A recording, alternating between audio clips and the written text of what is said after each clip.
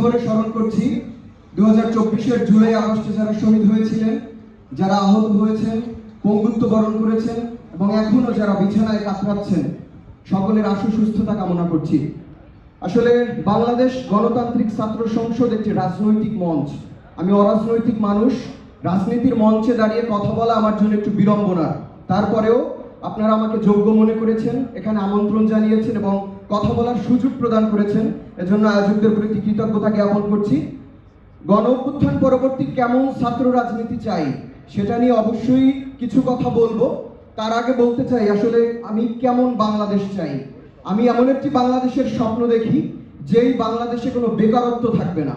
যদি বেকারত্ব না থাকে তাহলে রাজনীতিকে অবলম্বন করে যে বেঁচে থাকার যে একটা প্রবণতা, সেই চিরাচরিত যে নিয়ম, রাজনীতিকে অবলম্বন করে বেঁচে থাকা কিংবা জীবিকা নির্বাহের একটা মাধ্যম হিসেবে অবলম্বন করে এই রাজনীতিকে, সেটা যদি না হয়, রাজনীতিকে যদি জীবিকা নির্বাহের অবলম্বন হিসেবে বেছে না নেয়, তাহলে মানুষ রাজনৈতিক চর্চার সুযোগ পাবে।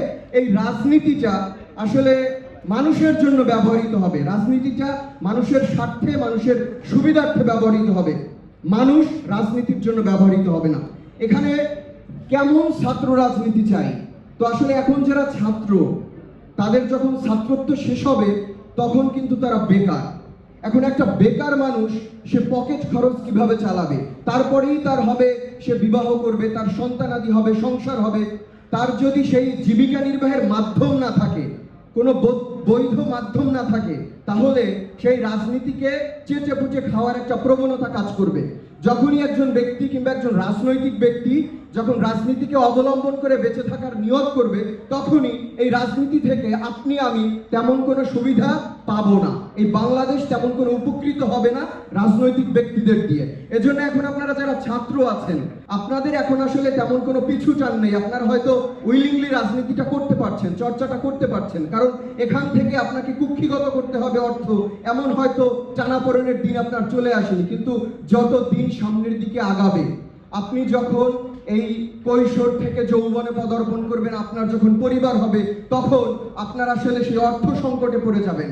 আপনি যাতে অর্থ সংকটে না পড়েন, আপনাকে ছাত্র অবস্থা থেকেই, যেমন রাজনীতির প্ল্যাটফর্মে ছাত্র রাজনীতি থেকে শুরু হয়, পরিপক্কতা ছাত্র রাজনীতি থেকে শুরু হয়, তেমনি আপনি কর্মজীবনে কতটা দক্ষ হবেন তারও বেজ হচ্ছে এই ছাত্র জীবন। আপনি রাজনীতি অবশ্যই করবেন, কিন্তু অবশ্যই আপনি একজন যোগ্য নাগরিক হয়ে গড়ে উঠবেন, যাতে বৈধ একটা পন্থায় আপনি দিন শেষে কিংবা মাস শেষে একটা উপার্জনের মাধ্যম খুঁজে নিতে পারেন। আমরা আসলে কথা বললে অনেক বলতে পারি।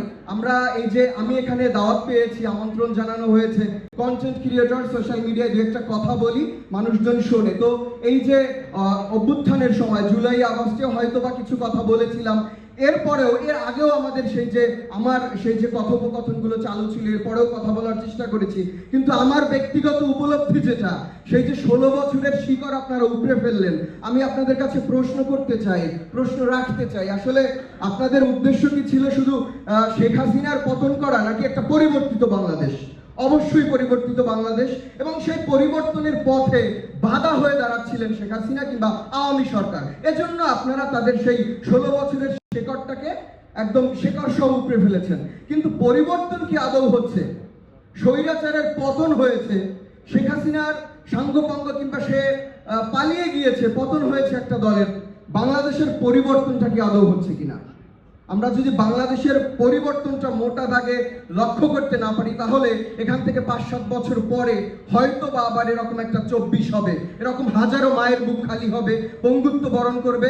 বেচাকে আমি হৃদয়ে ধারণ করি, আপনাদের হাত ধরে আমি বিশ্বাস করব একটা পরিচ্ছন্ন রাজনীতির উদয় হবে।